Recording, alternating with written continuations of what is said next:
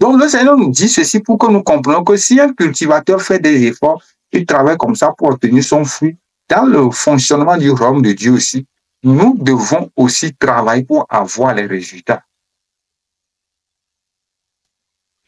Dans le verset 29, il dit, dès que le fruit est mûr. Donc, comment est-ce que nous obtenons les résultats? Romains 12, verset 2 dit quoi? Romains 12, verset 2. Ça, c'est sur le renouvellement de l'esprit. Romains 12. Voilà. Romains 12, verset 2. Ne vous conformez pas au monde présent, mais soyez transformés par le renouvellement de l'intelligence, afin que vous discerniez quelle est la volonté de Dieu, ce qui est bon, agréable et parfait. C'est un verset que nous lisons tous les jours, mais aujourd'hui, en lisant ça en anglais, quelque chose m'a touché dedans. Elle dit, je partage ça, elle dit, ne vous conformez pas au monde actuel. Ça veut dire que notre pensée est rapidement facile à se conformer à ce que nous vivons, à nos réalités, à nos situations. C'est-à-dire que tout le temps là, ce qui nous entoure, ce que nous sentons, ce que nous vivons, devient notre pensée rapidement.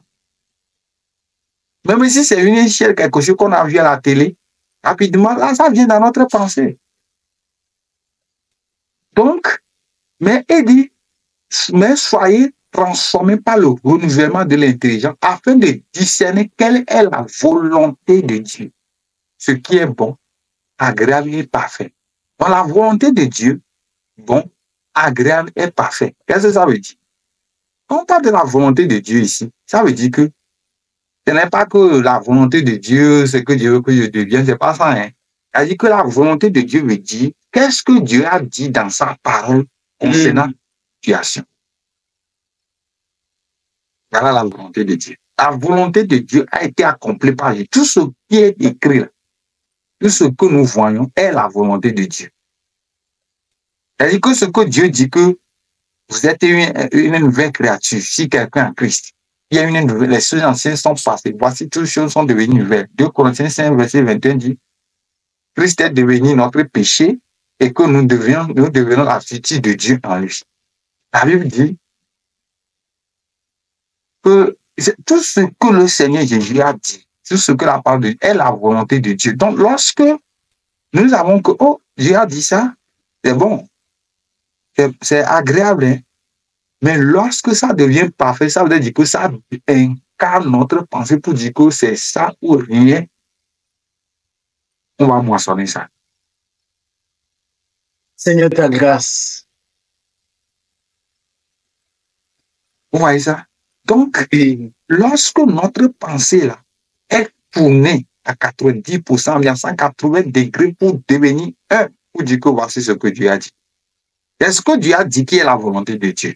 Donc, dans ce verset-là. C'est pas ce que les médecins ont dit. Seigneur, ta grâce. Amen. C'est pas ce que Jésus, tu es fidèle. Ce n'est pas ce que les hommes ont dit.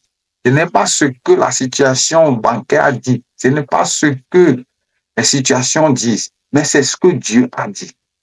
Seigneur, ta grâce, viens Et lorsque nous avons beaucoup de semences dans notre cœur, vous voyez que ça va confronter à nos situations. C'est-à-dire que lorsque tu stockes la parole de Dieu dans ton cœur, il va confronter naturellement les faussetés, ce que les gens ont dit, ce que nous... Vous voyez, la parole de Dieu confronte toujours à ça.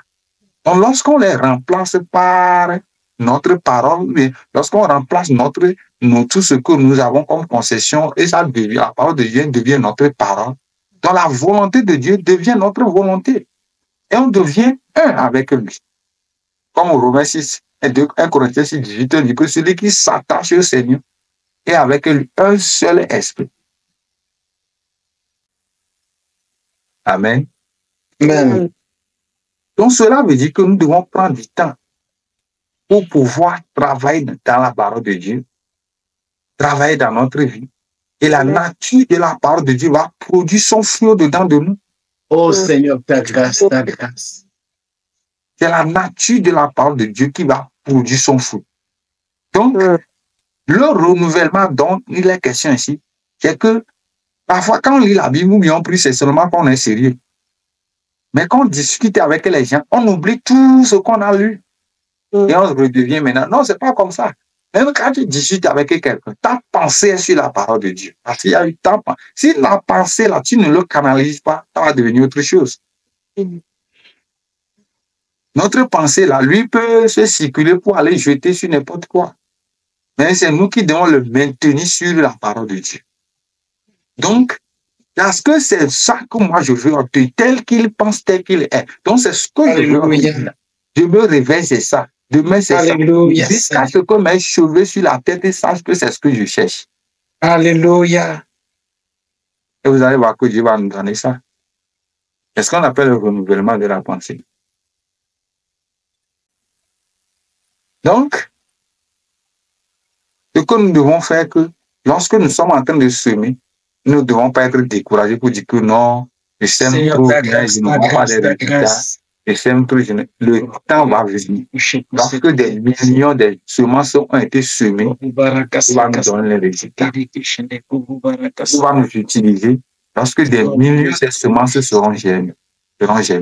Et donc, je vais juste vous donner un exemple, deux exemples rapidement. Quand le Seigneur, lisons Marc 4, 35, 41 rapidement, et nous allons voir ce qui arrive aujourd'hui. Lorsque le Seigneur finit d'enseigner tout ça, il a donné un test à ses disciples. Vous allez voir comment ils ont réagi à ça. Le même Marc que nous lisons. Alléluia, Seigneur. Alors, donc il est écrit, ce même jour, le soir, Jésus leur dit, passons à l'autre bord. Après avoir renvoyé la foule, ils l'emmenèrent dans la barque où il se trouvait. Il y avait aussi d'autres barques avec lui. Il s'éleva un grand tourbillon et les flots se jetaient dans la barque au point qu'elle se remplissait déjà. Alors, ensuite, et lui, je lis sur ton truc. Et lui, il dormait à l'arrière sur le coussin. Ils le réveillèrent et lui dirent, Maître, cela ne te fait rien de nous, que nous soyons en train de mourir. Il se réveilla, menaça le vent et dit à la mer, Silence, tais-toi. Le vent tomba et il y eut un grand calme. Puis il leur dit, Pourquoi êtes-vous si craintifs? Comment se fait-il que vous n'ayez pas de foi? Ils furent saisis d'une grande frayeur et ils se disaient les uns aux autres, Qui est donc cet homme? Même le vent et la mer lui obéissent. Seigneur, ta grâce. Amen. Amen, Seigneur, ta grâce. Donc, c'est le jour où le Seigneur finit d'enseigner ce que nous venons d'apprendre ça. Et vous voyez ce qui est arrivé, dit passons à l'autre rive. Et voici ce qui s'est passé. Selon vous, dans ce test, quelle est la semence et comment ça a été appliqué?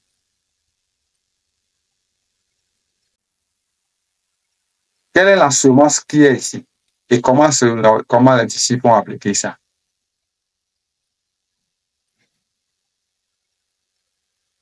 La semence, c'est Jésus. OK. La parole. Oui. Qui d'autre? La foi. La foi. Rosemary.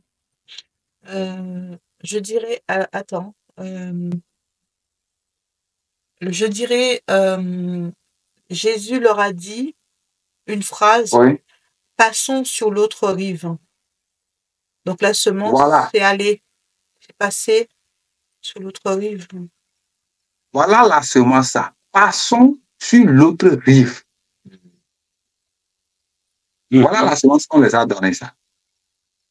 Ouais, si vous allez lire la Bible entière, mais pas toute la Bible entière qui est la semence.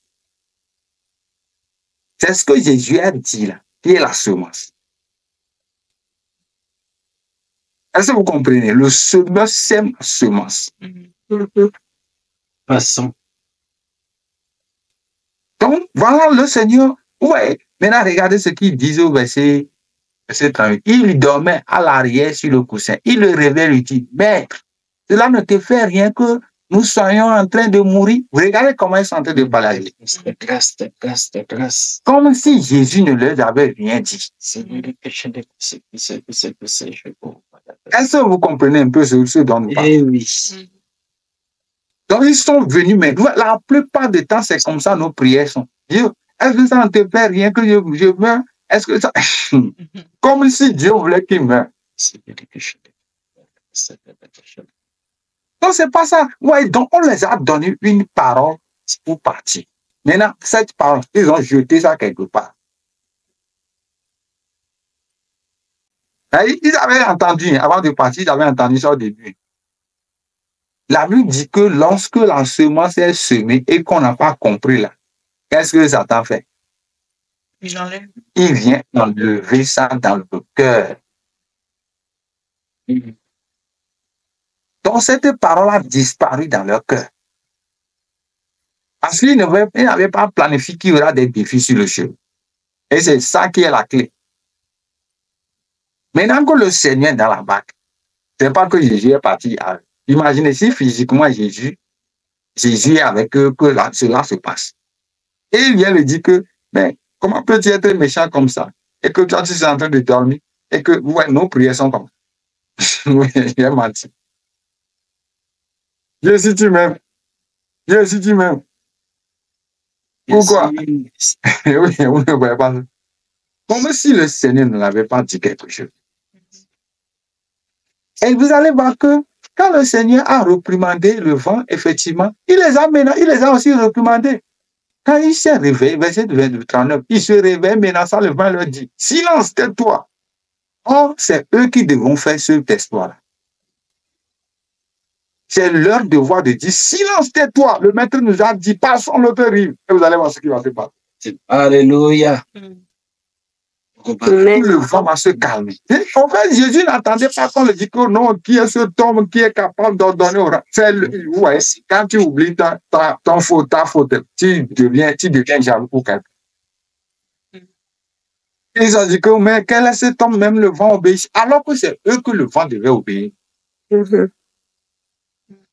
Mais la parole qui va faire obéir les vents, ils l'ont laissé quelque part. Est-ce que vous comprenez un peu ce dont nous parlons? C'est-à-dire que c'est le fait que Dieu nous a donné le pouvoir à vous de vivre. Voilà. Donc, vous avez les outils. La parole qui va les permettre de combattre, c'est ce que le maître a donné ça, que passons à l'autre rive. Il devait en tenir simplement ça. Pour dire, Jésus a dit là, passons à l'autre rive. Qui es-tu devant nous? Toi, vague. Parce que nous pouvons. Ouais, lorsque tu le sais, c'est ça dont je parle. Ouais, la plupart du temps, on a la parole de Dieu. Mais quand les circonstances viennent, on laisse tomber et on fait des efforts. Donc, ils sont en train de faire les efforts. Ils sont en train de lutter. Mais les vents ne les respectent en rien. Mais ça veut dire qu'il faut toujours être préparé. Ouais. Ça veut dire qu'il faut toujours être préparé. Parce que Jésus dit une parole, il dit passons à l'autre bord, mais il n'a pas dit comment ça va se passer sur le trajet. Non. Donc, il faut être préparé qu'il y aura des tribulations, des obstacles. Il faut s'attendre à ce qu'il y ait des vents contraires. Exactement. Mais si physiquement, les gens ont pu expérimenter avec Jésus vivant dans un bateau, vous pouvez imaginer. Hein? Si Jésus vivant de nous, on pense que si Jésus était là physiquement, on sera heureux. Est-ce que nous on pensait souvent? Donc, si physiquement Jésus est là et que les gens l'ont souffert comme ça, et quand Jésus s'est réveillé, il ne les a pas félicités. Que vous avez beaucoup fait des efforts, non, la manière dont vous avez crié là, c'est bon. Est-ce que Jésus a dit ça? Il leur dit, pourquoi êtes-vous craintifs? Comment se fait-il que vous n'avez pas de foi? Vous pouvez imaginer ça. Seigneur, Jésus s'accuse maintenant. Pour dire que comment est-ce que... Donc, ils doivent avoir la foi en quoi? Ils doivent avoir la foi en ce qu'il leur avait dit. Mais quand Jésus leur parle, même la vie dit, il fut saisi d'une grande feuille, il s'est dit les uns qui est ce temps qui met même le vent obéit. Donc, le but de Jésus, ce n'est pas que Jésus voulait démontrer une puissance constant et le vent obéit. C'est pas ça l'objectif de ce coup. Parce que c'est la même journée, on a déjà enseigné sur comment la parole de Dieu fonctionne, comment le royaume de Dieu fonctionne. Vous savez que c'est le même jour. Mais quel élève on peut enseigner du matin jusqu'au soir, on ne fait jamais de test. Amen. Amen. Donc, Jésus a pris du temps pour enseigner des paraboles le jour-là, beaucoup de jours. Mais quand ils sont allés maintenant, Jésus a donné comme pour comprendre s'ils ont saisi la semence qui est dans la parole qui a été donnée. Amen. Donc, ouais, que beaucoup de paroles ont l'humain. Il y a la semence dedans. Donc, ce que nous venons de voir, vous allez voir que, regardez comment on a mis, même la façon l'autre, regardez comment on a mis ça en guillemets. Vous avez vu ça? Ce jour-là, le soir venu, Jésus leur dit, passons sur l'autre rive. Ouais, comment ils ont fait par rapport pour mettre en texte, c'est ce qu'on lui a dit. Donc, les autres qu'on a dit là, c'est la littérature dans la parole de Dieu. Mais quand Jésus dit cela, et ils sont venus mettre, cela ne te fait rien que nous périssons, nous sommes en train de mourir. Ouais, cela ne te fait rien. Donc, vous voyez combien on dit à Dieu que Dieu, ça ne te fait rien que nous puissions périr comme ça. Ouais, c'est ça qu'on appelle prier. Donc, nous devons nous réveiller par rapport à ça. Et je vais donner un autre exemple qui est positif pour conclure. Dans Matthieu 14. Regardez Matthieu 14 rapidement. Matthieu 14, quel verset? Matthieu 14. C'est le verset 28, mais vous pouvez lire à partir du verset 26, je crois. Quand les disciples virent marcher sur la mer. Non, lis le verset 25. À la 4e veille de la nuit, Jésus alla vers eux en marchant sur la mer. Quand les disciples virent marcher sur la mer, ils furent troublés, dire, c'est un fantôme. Et dans leur crainte, ils poussaient des cris. Jésus leur dit aussitôt, rassurez-vous, c'est moi. N'ayez pas peur. Pierre lui répondit, c'est toi, ordonne-moi d'aller vers toi sur les eaux. Et il dit, viens, Pierre, sortit de la barque et marcha sur les eaux pour aller vers Jésus. Amen. Oui. Amen. Amen. Je vais m'arrêter là-bas. C'est ça qui m'intéresse. Mais regardez simplement dans leur compréhension. Regardez un peu ce que nous avons dit au niveau du renouvellement de la pensée. À la fin de la nuit, Jésus alla vers eux marchant sur le lac. Quand les disciples le virent marcher sur le lac, ils furent affolés, dire, c'est un fantôme. Et dans leur frère, ils poussaient des cris. Regardez un peu ça. Donc, vous voyez qu'ils étaient à l'opposé. Ils ont dit que ça, c'est un fantôme. Ça, c'est impossible. Ça, c'est surnaturel. C'est-à-dire que ça, là, c'est pas l'homme qui arrive, quoi. Vous comprenez? Oui. Voilà un peu ce qu'on appelle le mouvement de pensée. C'est-à-dire que dans leur tête, là, dans le monde des hommes, ça ne peut jamais marcher. Seigneur, ta grâce. C'est impossible. Ça, c'est fantôme. Ça, c'est eux qui viennent de dire ça avec leur bouche. Mais là, quand ils ont dit ça, Jésus a dit, rassurez-vous. Regardez le Seigneur. Le Seigneur leur dit, rassurez-vous. Jésus leur dit aussitôt, rassurez-vous, c'est moi. N'ayez pas peur. Vous voyez ça? Ça, c'est une de Dieu qui vient les consoler maintenant. Vous leur dites que ce que vous voyez là, il faut juste changer de mentalité. C'est moi, l'homme. En même temps, là, quelque chose s'est passé dans le cœur de Pierre. Pierre dit, mais si c'est toi, Pierre aussi peut faire ça. Vous regardez ta grâce. Vous voyez. Seigneur. Quelque chose s'est passé dans le cœur de Pierre. En même temps, Pierre dit que si c'est toi qui fais ça, ça c'est pas extraordinaire. Maintenant, il va avoir besoin d'une semence avant de fonctionner. Amen. Est-ce que vous comprenez maintenant? Il ne va pas se jeter comme ça pour marcher sur l'eau parce qu'il n'y a pas de garantie. Il va falloir avoir une assurance de la part de Jésus. Et Jésus, et Pierre, regarde, Pierre lui répond, Seigneur, si c'est toi, ordonne-moi d'aller vers l'eau. Ordonne-moi. Donc, il cherche une parole de Dieu sur laquelle il faut s'appuyer. Amen. Pierre, vous comprenez ce que je dis? Et comment Pierre savait que c'est possible maintenant. C'est-à-dire que fantôme, là, il a oublié maintenant fantôme. Il a quitté fantôme pour descendre au niveau de l'homme. Maintenant, il dit, Jésus, là, il est capable de marcher sur lui.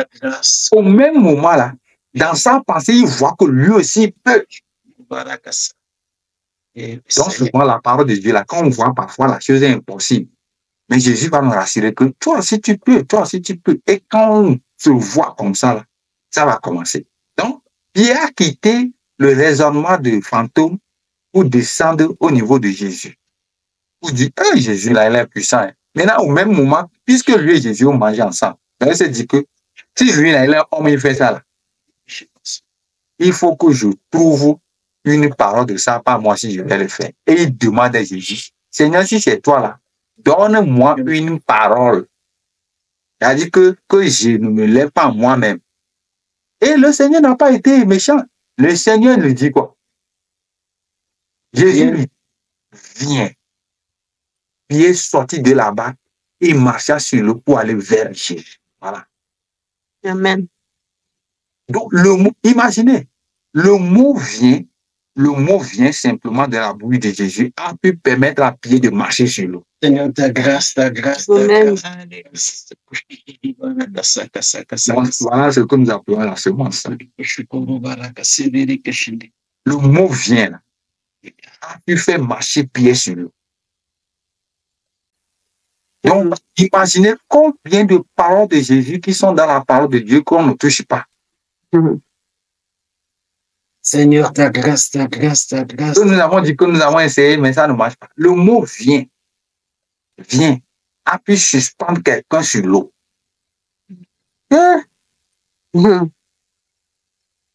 Alléluia. Ta grâce, Seigneur, c'est. Bien-aimé, voilà un peu la fondation du royaume de Dieu. Alléluia, alléluia, Seigneur. Ça, c'est la fondation du royaume de Dieu. À la manière dont le royaume de Dieu fonctionne. Et quand nous appliquons à ça, nous allons avoir des résultats. Nous allons avoir des résultats. Je n'enseigne pas pour donner mes propres témoignages, tout ça là, mais je suis obligé de donner ça pour pouvoir. Mais ce n'est pas ça qui est important. Ce n'est pas ça qui est l'élément. L'élément, regardez la parole de Dieu. Quand Jésus a dit, viens. Donc, Pierre va avoir cette assurance afin de se lever sur le mot viens. Donc, mes frères et sœurs, c'est que le Seigneur nous demande simplement d'avoir la semence dans notre cœur. Mais notre cerveau me dit que tu as trop lu la Bible, tu as lu la Bible, tu as lu la Bible. Mais elle lit, est-ce qu'on comprend? Est-ce qu'on saisit? La plupart du temps, c'est que nous n'avons même pas le temps pour ça. Le peu qu'on lit maintenant, on pense qu'on a saisi. Mais imaginez, Jésus leur avait dit, passons à l'autre rive. Ils avaient compris. S'ils n'avaient pas compris, est-ce qu'ils allaient se lever? Ils avaient bien compris. Mais quand les tempêtes sont venues, là, passons à l'autre rive, là, n'est plus revenu dans leur tête. C'est ce qu'on est en train de dire que le voleur vient pour voler. C'est ça. Ils avaient entendu bien, ils ont pris note, ils ont marché en avant. Mais quand les problèmes sont venus, ils ne savaient pas que c'est avec la même clé du départ, il faut continuer pour terminer. Mais nous rendons gloire à Dieu pour Pierre ici, qui a quitté pour changer sa pensée du naturel pour rester dans le surnaturel maintenant. Et nous avons vu. Amen.